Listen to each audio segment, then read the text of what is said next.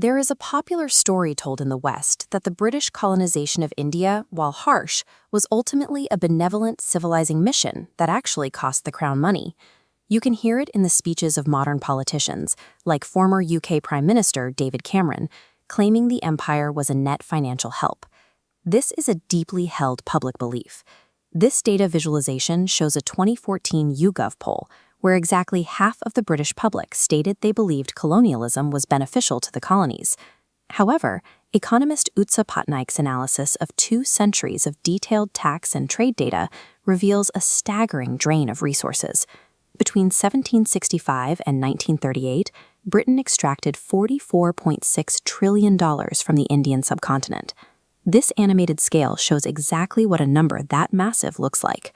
$45 trillion is 17 times the total modern annual gross domestic product of the United Kingdom today.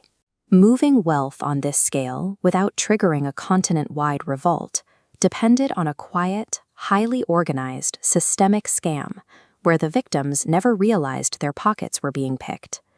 The blueprint for this theft was drawn up in 1765, shortly after the East India Company seized control of the subcontinent and established a total monopoly over trade. Prior to this, the British engaged in normal international commerce. If they wanted Indian textiles or rice, they paid for them with physical silver, exactly as they did with any other nation. This flowchart shows the tax and buy scam. The East India Company collected local taxes, then used a third of those revenues to purchase Indian goods. Peasants funded their own sales. Because the tax collector and merchant were different people, victims never saw the circular connection. Once the British had these stolen goods, they consumed some domestically and exported the rest to other countries, pocketing 100% of the original value, plus a massive global markup. Britain then took this pure profit and bought strategic materials from Europe: iron, tar, and timber.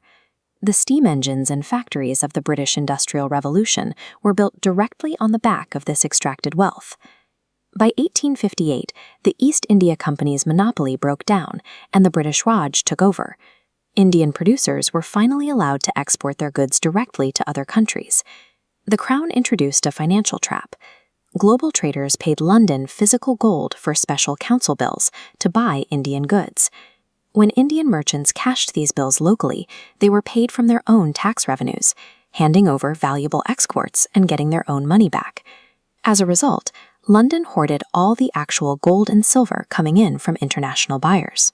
India was running a massive 3-decade trade surplus with the rest of the world, but because Britain intercepted the hard currency, it showed up on paper as a national deficit. Because of this fabricated deficit, India was forced to borrow from Britain just to finance its own basic imports. The entire Indian population was pushed into artificial debt to their colonial overlords, ensuring total financial dependence. The $45 trillion windfall from these two systems built British factories, fueled the expansion of global capitalism in regions like Canada and Australia, and funded imperial violence like the invasion of China. On the other side of the ledger, the extraction crippled the subcontinent. During the late 19th century, at the absolute height of British intervention, income in India collapsed by 50%. Between 1870 and 1920, the average life expectancy of an Indian citizen dropped by a fifth, and tens of millions of people died in entirely preventable, policy-induced famines. If India had been allowed to keep its own foreign exchange earnings, it could have invested that wealth into domestic development. During this exact same era, Japan used its own capital to rapidly industrialize and become a global economic powerhouse. The industrial rise of the Western world did not happen organically because of steam engines and strong institutions. Britain did not develop India.